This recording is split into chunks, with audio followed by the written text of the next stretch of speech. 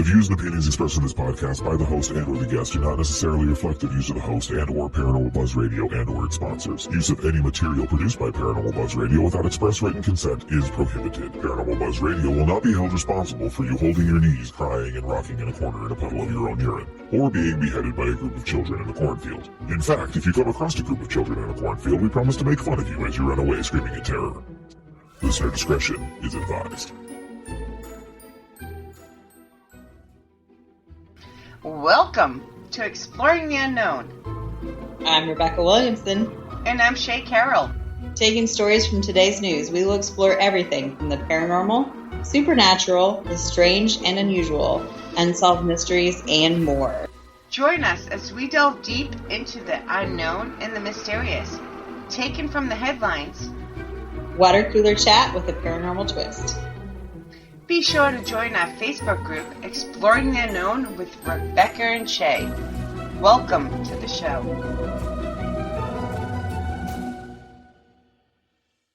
Hey girl, how's it going? Good, how are you? I'm good. I'm hanging in there. Good. It's officially the first day of 2022. Yes. 2022. Woohoo! I am ready for a new year. Fresh start. Yeah, because we had like two 2020s in a row. It seemed like it. It seemed like the 2020 was just like one long year that lasted 2 solid years. Yeah. Yeah, definitely. Oh, yeah. So, last week I messed up. And I said our show would be in 2 weeks on January 2nd. Obviously, that's only a week. So hopefully the listeners understand that I've just... If you said January 2nd, I'm sure they figured it out. Or they, like, their app notified them, hey, there's a new episode, look. Yeah, it will. But I was like, we're every other week now, but our next one will be January 2nd. So I kind of messed that up. It's a bonus extra. Whoop. Yeah. Oh, wait, though. Last week was our Christmas episode, right? Yes. Uh-huh. All right.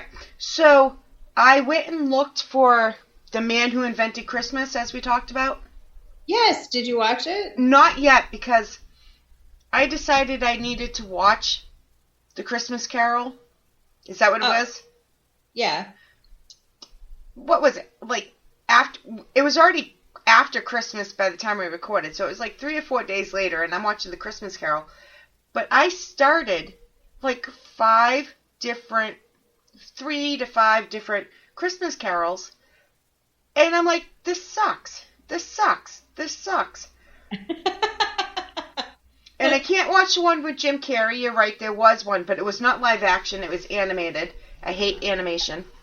Uh-huh. So I watched the 1984 one. Oh. Yeah. That's a good one. It was. I couldn't find the original, which is what I wanted to watch. I kind of like the Mickey Mouse version. Oh, me too. But I wanted to be an adult for the next time we talked about it. I love that one. I mentioned it last week. Ebenezer Scrooge. Yes. I mean, like... I mentioned it. I love that one. So, but I did watch it, but then my mother came, and we did Christmas after Christmas, and then we had to do New Year's Eve before New Year's Eve, because she's babysitting on New Year's Eve, which happened to be last night. Yeah, it seems like that whole week is like nothing but, we got to get together for yet another Christmas or yet another family dinner, or it's just like blah. Yeah. So I had a busy week, but it is on my list, and I am going to watch it very soon. So hopefully we can talk about it next time, or one of the times. But, yeah, I really enjoyed. But yeah, so you also. I like that stuff. So yeah. All right. So our article is medium length today. So we're gonna get How was your New Year's Eve? Let's back up. Let's not skip over your New Year's Eve. I kind of want to skip over my New Year's Eve. Oh, you can if you want, but I didn't know if there was any anecdotes you wanted to tell or...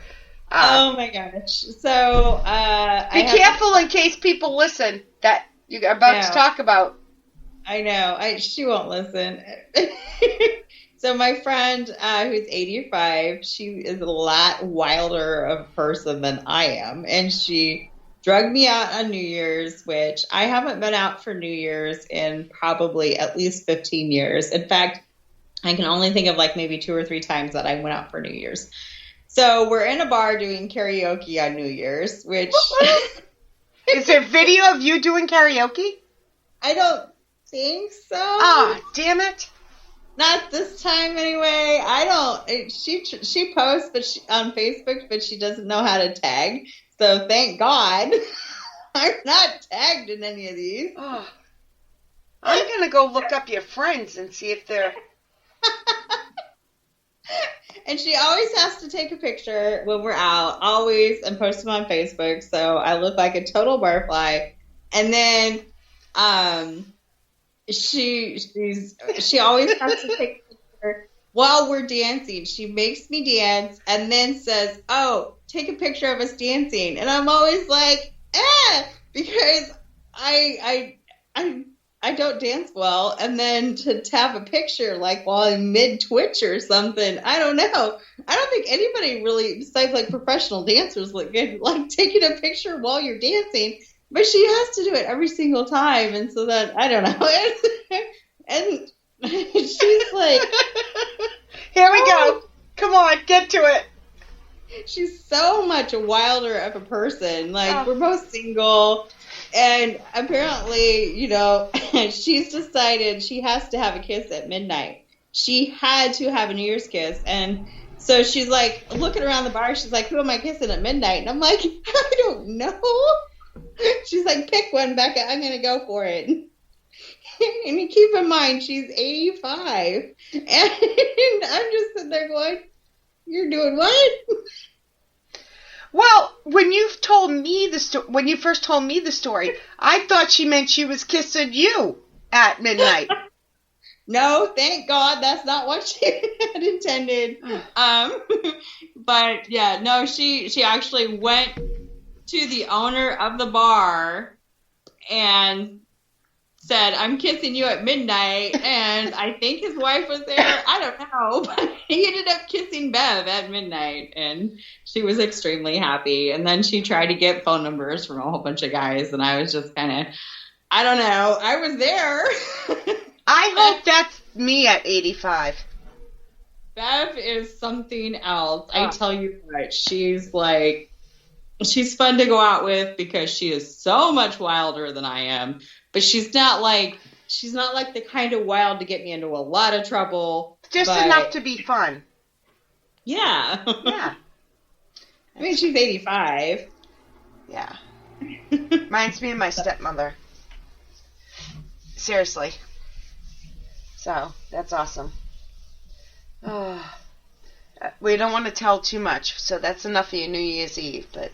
Yeah, that pretty much sums it up. Yeah, we can't give names. We can't, for the sake of, if it was my New Year's, I would give names, but Rebecca is very respectful. Yeah, no, Bev is, whoops, and I said her name. Bleep that out.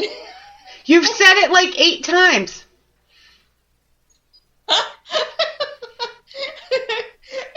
She's a sweet person, and she definitely knows she's wild, so. You didn't say nothing bad. I want to be her when I'm 85, so. Same. Yep. I just hope I am out running around the bars trying to pick up guys at 85. I'm not her at 44. I know. Like, yeah, she's trying to pick up guys who are like 30, 40 years younger than she is. 30, 40 years younger. Right? Okay. Yeah. All right. What are we reading today? What am I making fun of? Okay, so this one is about DNA, ancestry DNA testing, and it's kind of an interesting one because I think like they always run a sale at Christmas on Ancestry DNA kits. So like maybe some of you guys got a DNA kit for Christmas and are thinking about turning it in for Ancestry, which full disclosure, I have done this. I enjoy like looking at my DNA profile. So, and totally get into the whole genealogy thing. I love genealogy, but I just, I don't want to find out like my dad's not my dad or one of my long distance cousins murdered somebody. Right. Yeah. So that's kind of what this article is about. Yeah. So yeah, this one is called How a Childhood Halloween Photo Helped a Woman Uncover a Killer in Her Family Tree.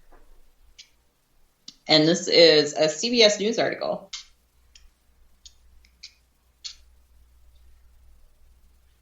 You still there, Shay? Yeah. Okay. You just were really quiet. Like, hey. I couldn't think of anything funny to say about CBS because they're reliable. Oh, well, okay. In 2003, Chelsea Rustad, I don't know what that name is, was 31 years old and realized she could not name a single one of her great-grandparents. As she told 48 Hours correspondent Erin Moriarty, it's not that far back, right? But I couldn't name them. So Rustad, a resident of Tumwater, Washington, went online to build her family tree. She learned her roots stretched from Washington State through North Dakota and back to Norway. She found new relatives and connected with them on social media. But it was a second cousin she never spoken to who turned out to be the one that would change her life forever. And the Halloween photo from when she was just 5 years old that set the whole process in motion. Ooh. Yeah. Why? Dun, dun, dun. I know I was going to do that. I didn't do it this time. I usually do. Need some, that's quite the cliffhanger there, man. You don't want to read the whole article now, right? No, I want you to read it to me. I don't want to read it, but... Wherever there's a branch of the tree that or an individual that there's very little info on, I'm kind of extra curious about that person. Why is there nothing on them, quote unquote, she said. Oh, and I totally get that. When you're doing the genealogy stuff, it's like you want to dig for those. Like, why is there not a lot of on this person, or the ones that have like interesting stuff and, Yeah. Yeah. I would love, someday I'll do it, but I just, It can be really addictive. It's a lot of fun. I mean, it sounds really dry, but it's actually a lot of fun. Matt's mother did it. Not to interrupt, but that's my job on the show. Matt's mother did it. Jesus Christ. I moved out of there in 2007, 2008, somewhere around there. So she did it a long time ago. Like when it first started coming out, and it was pretty cool to see. Yeah, it's just, I don't know. There's something about finding articles about people and learning about that person and knowing that they're related to you and they're a part of your family. And my mother's adopted. So that Yeah. would be interesting. All right, back to the story. Sorry. Okay, so when she started her search, Rustad had found a family of second cousins from Snohomish County. I don't know how you say that. God bless you. Yeah, that county. The Talbots. Rustad was able to connect and exchange messages with the sister, but their brother, William Earl Talbot II, was all but invisible. Sorry. The most striking thing about him would be his absence. He doesn't have a social media presence, no Facebook, no Instagram, no Twitter, no YouTube. Boy, she is really digging on this guy, man. I don't know that I ever went quite that far. Anyway. I would. Rustad told Moriarty and A Killer in the Family Tree, usually people have some type of internet presence, and there just was nothing for him, and I thought that was kind of strange. Rustad continued her genealogy work, adding great-great-grandparents and building out branches of her tree. In 2015, she entered an Ancestry DNA contest, submitting a photo of herself at 5 years old, dressed as a ballerina on Halloween. It's a really cute picture, guys. So check out the art. I saw the picture. I can't read the article, guys, so I'm just listening. Yeah, picture's super cute. That photo must have been a lucky charm because out of hundreds of industries, Restad was one of the 2 to receive a free home DNA test kit.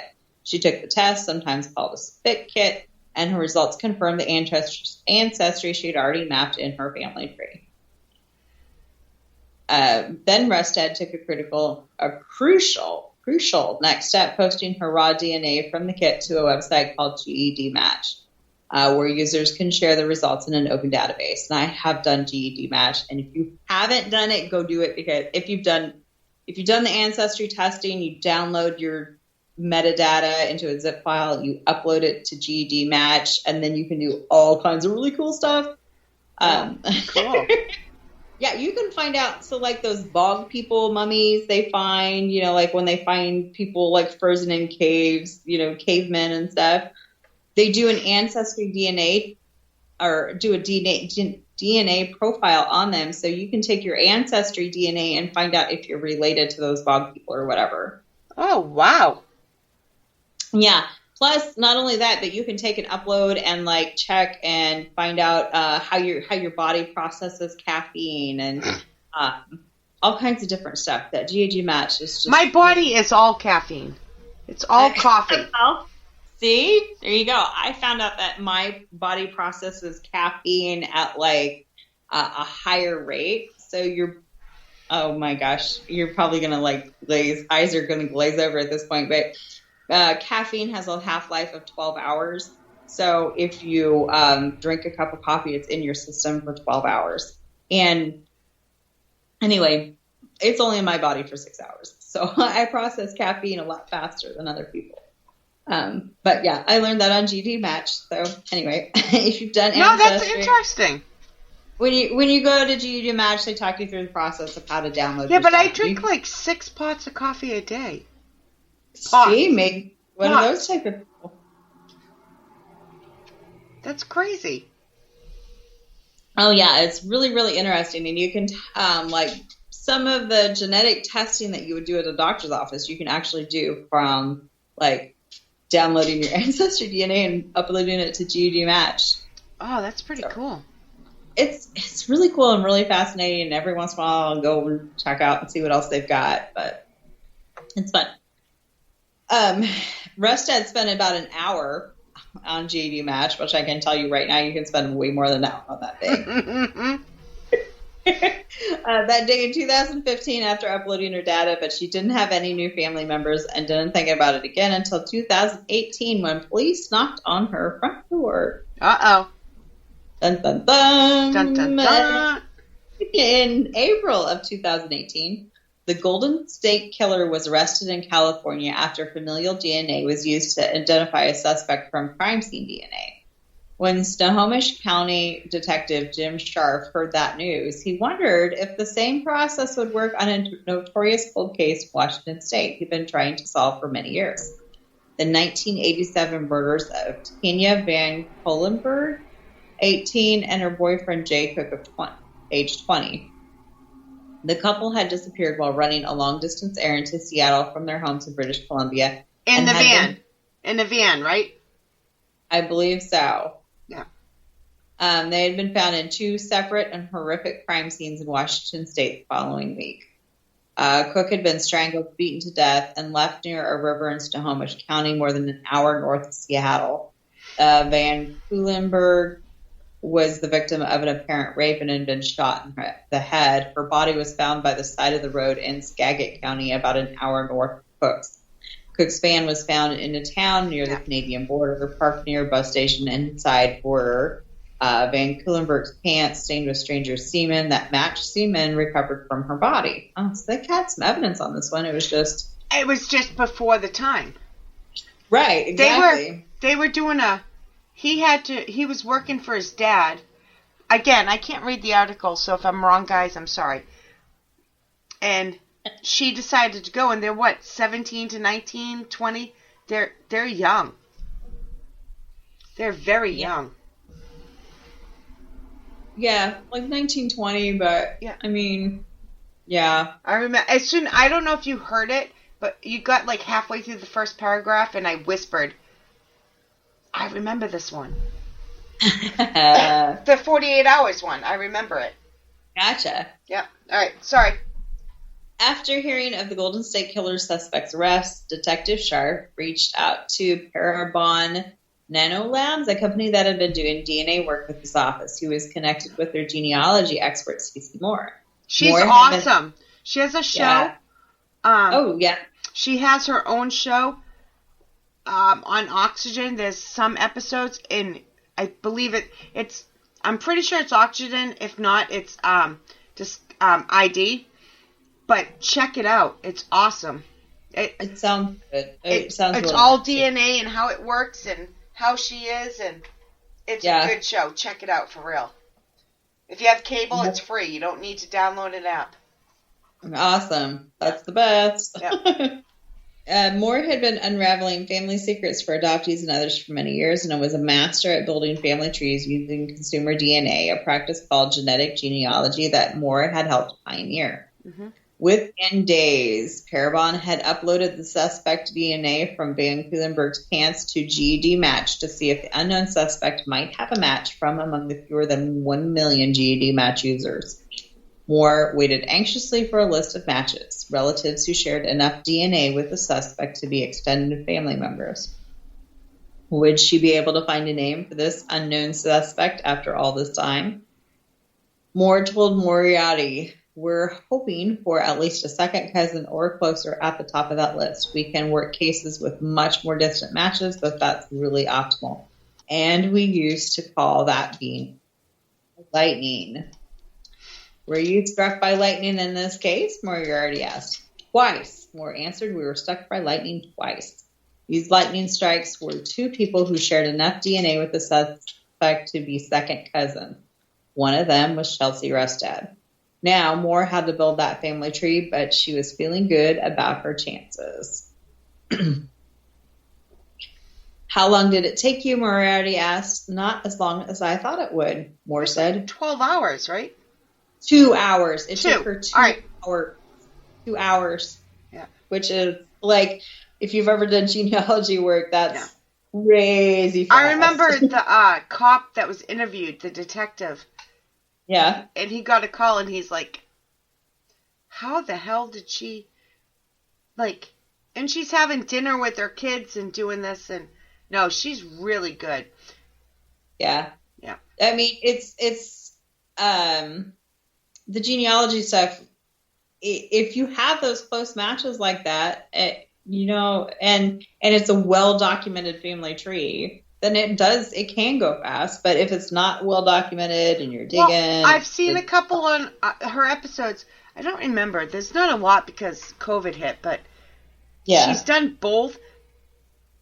But she describes exactly every step she takes on the show, how she finds it. It's really neat. It's fun. It's like a treasure hunt. It is.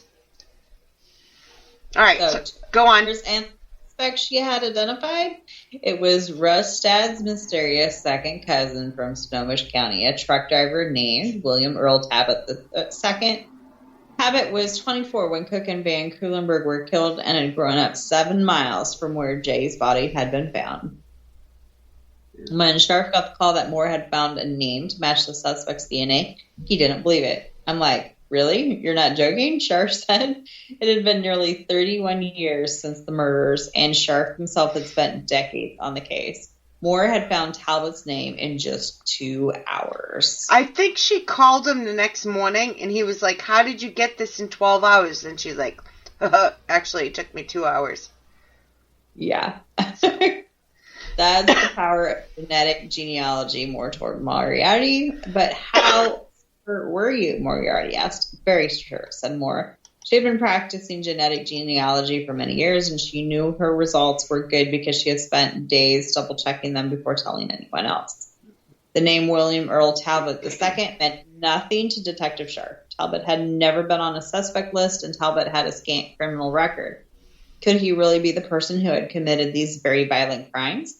But when Sharp learned that Talbot had grown up just 7 miles from where Jay Cook's body was found, he said, There's 8 billion people in the world, and you have a DNA profile to someone geographically that's in your backyard, that has to be a good tip. Yeah. So to confirm that tip, Sharf would have to match the DNA from the crime scenes to Talbot, a team-tailed Talbot. Now, see, this is where I'm like, at this point, I'm good with all this other stuff, because a lot of people are against the genetic detective work, because Why? people don't consent. I don't know. Some people just have a really knee-jerk reaction to hearing that they're using DNA to track down criminals through family tree. But they're fucking criminals. Well, yeah, exactly. Don't do something bad, and this won't happen to you. Don't be a serial killer. Don't kill somebody. But right. From what I've seen and heard and read, when you upload your DNA on most of these sites, they're public, so cops can use them. And they use them to get the warrant to go get the DNA from the person. Right. If my DNA helps solve a crime, I'm happy I helped. Yeah. Not everybody sees it that way, though. They see it as an invasion of privacy and blah, blah, blah, blah, blah. But, like I said, if my DNA helps find somebody, I think that's a good thing. Don't kill somebody. Don't rape somebody. If the cops showed up at my door, I would be happy to help them try and track down a killer. I see this as being no different. Okay, so now, back to our little article. This is the point where I think they kind of... I don't know. I'm a little concerned about their behavior at this point. All right, hit me. A team-tailed Talbot eventually retrieving a paper coffee cup that fell from his truck. Yep. When Sharf learned the DNA from the cup was a match, he said he got tears in his eyes. I can't believe it. It's so emotional. And then I'm like, yeah, we got him. All right, so pause. What is your issue with that? They snuck his DNA instead of asking for a warrant to get it. That's how... No. That's how they got the warrant. They can't use the genealogy. So once, if somebody spits on the ground or throws a cigarette, that's why they watch them. They go through the trash. If it's a match, that's how they get the warrant to actually get the real DNA from their mouth. Yeah, I don't know. I just... That part just is like a little, I don't know. You throw away trash, cigarette butt, spit, cup, whatever, and it's all access. Yeah, there's your DNA. Oh. Yep. Yeah. No, but that's how they get the warrant. That's what I was saying before, so I get it. Right. But yeah, and again, we're back to, don't rape and kill people, and this won't happen to you. Yeah, right? Exactly. Sharf made an arrest, and soon after, police were at Chelsea Rustad's front door looking for information about her distant cousin. Rustad told them what she knew about Talbot, which wasn't much. Talbot pleaded not guilty after his arrest, claiming the semen found at the crime scene was from consensual sex. He then went to trial in 2019, and a jury found him guilty. Talbot was sentenced to 2 life terms in prison without parole. He is appealing the verdict. Cece Moore said she's happy to have helped Cook and Van Kulenberg's families who had been living with so much grief and so many unanswered questions for so long. But she was also happy that her first case with law enforcement had been so quick to resolve. Yeah. Yeah, that was her first case. Wow. Yeah. And just for the record, is that the end of the article first? No, there's a couple more paragraphs here. Just so I don't forget. Parabon is also the company that does takes the DNA and can do a relatively fair picture of what they think somebody will look like. Oh, that's kind of interesting. Do you know what I mean? Yeah. They can say they're Irish, Norwegian, they're this, they're that, and they can come up with, they can't say how fat they are or how skinny they are, but they come up with a good idea. That's how that Parabon's the ones that do that. Oh, that's interesting. Yeah. And they did that. Yeah. Oh, yeah. They've been doing it for years. And was it the Golden State Killer? Might have been. Maybe. Or there's another case with two brothers. Anyways, if you look at what age they were then and what picture they came up with, they do really good. Interesting. Yeah. Let's see. I had doubts all these years. I was concerned about making this decision, and I finally decided to go ahead, Moore said. And the research just fell into place, which is unusual. I have never had another case where the pieces came together in only 2 hours.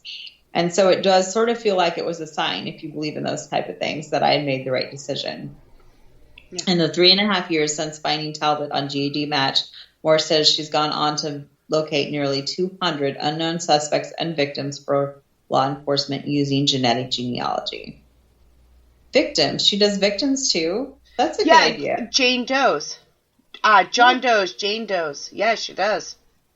I think there was one near me where like a newborn baby had been tossed into the river, and they did like genetic genealogy recently. Probably. To find the mom. Yep, probably. Yeah. And I wanted to apologize to the listeners before we go on. That is me. You hear sniffling. I can't help it. Sorry. I'm muting the coughs, but I can't. I'm trying to breathe. A lot of crud going around. Oh, yeah.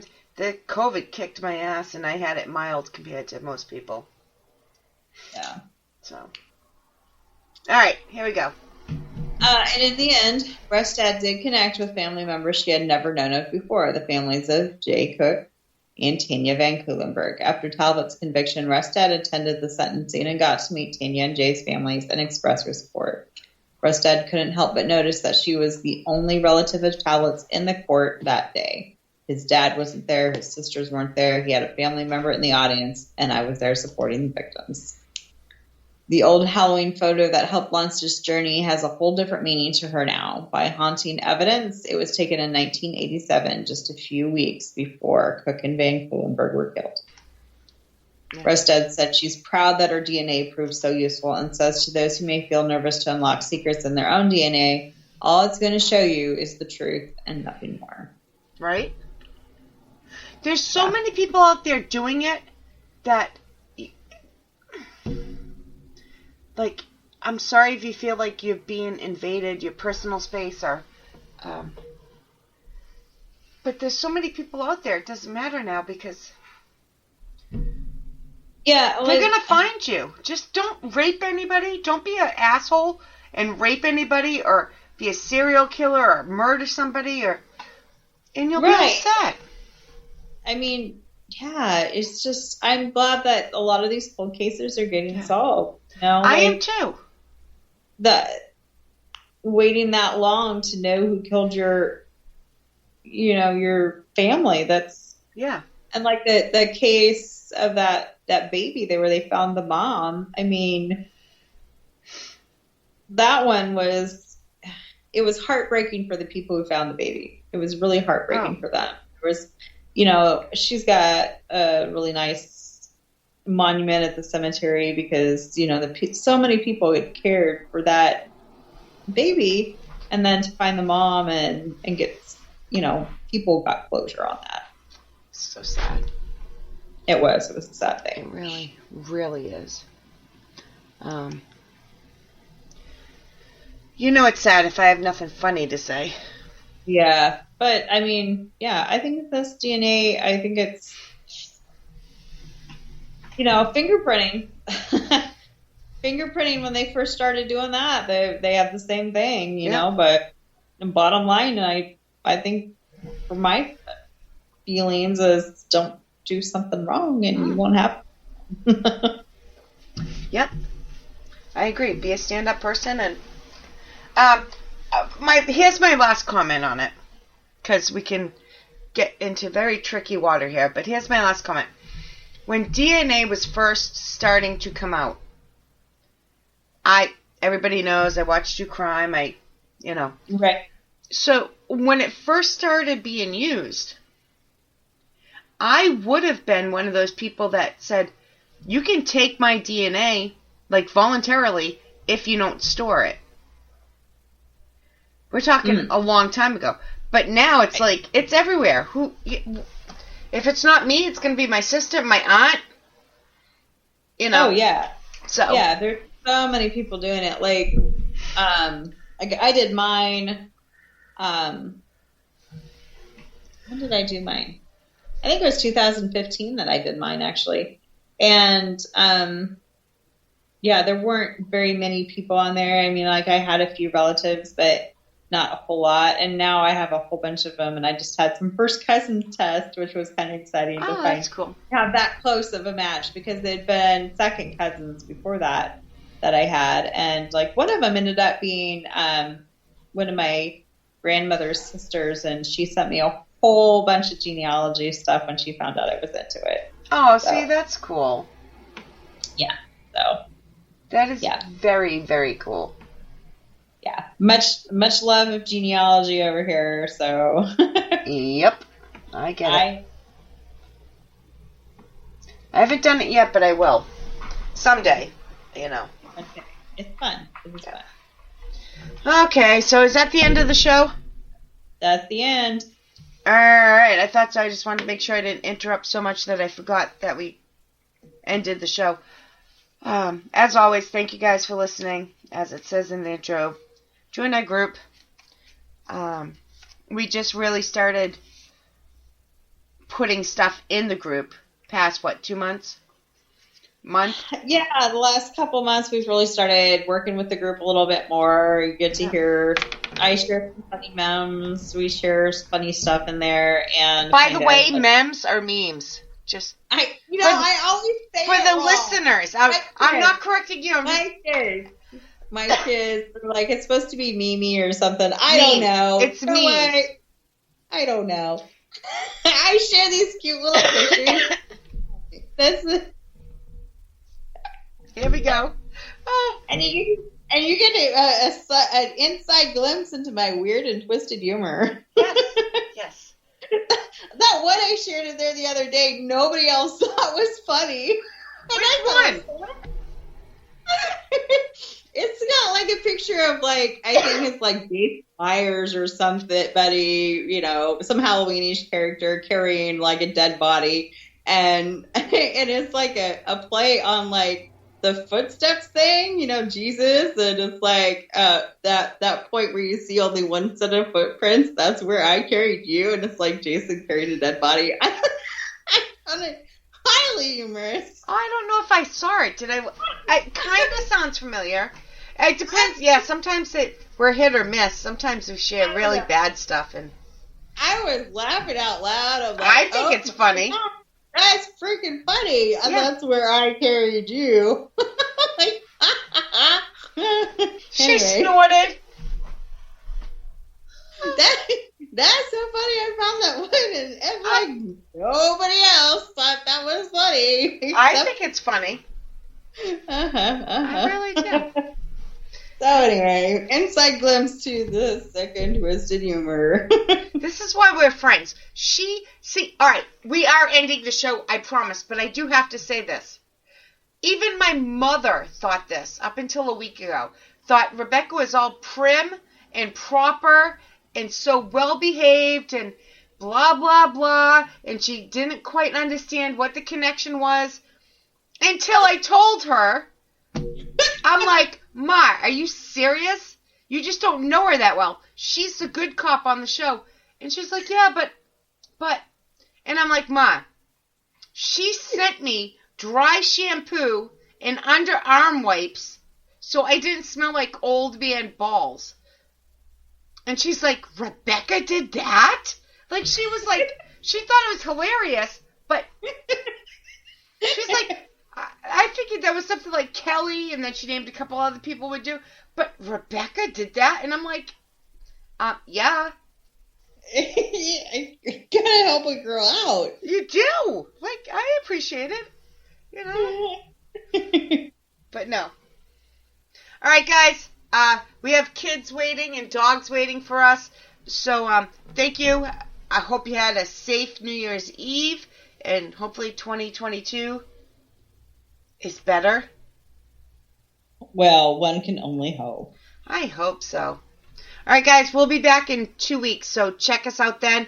Thank you for all the love and support. And don't forget to give us a like, rate us, review us. Every app has a different thing, but especially on Apple, if you can give us a review, that would be great. We appreciate it. Yes, thanks, guys.